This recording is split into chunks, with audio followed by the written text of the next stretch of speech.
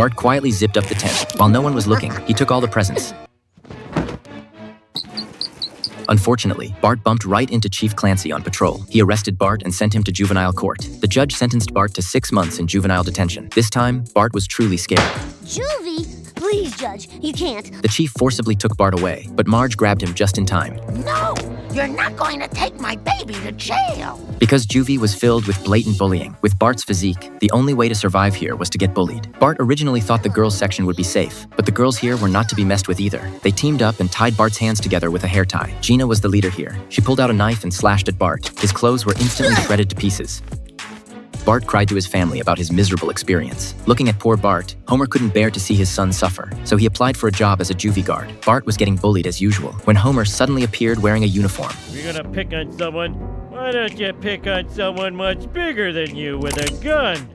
Dad? That's right. But soon the alarm rang, which meant Homer's shift was over. As soon as Homer left, Bart suffered even more cruel retaliation. That night, juvie held a dance. Bart's original dance partner was a curly-haired girl, but Gina suddenly appeared and insisted on partnering with Bart. The guards handcuffed the kids, the music started, and Bart and Gina began to dance. But Gina had other plans. She followed the wire connected to the light all the way to the window. An escape plan began forming in her mind. Bart was completely unaware. Gina dragged Bart over and untied the rope. Because they were light, they easily swung up to the second-floor corridor. The warden yelled for someone to help seal the window. The old man's slow movements gave Gina and Bart another chance to escape. However, Bart only had 2 weeks left until his release. He felt now was not a good time to escape.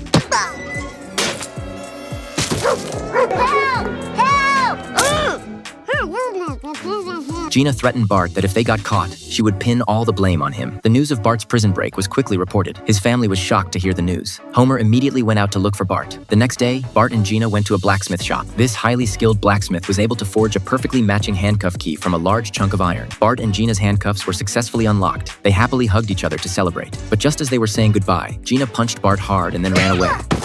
Don't get fresh with me, jerk.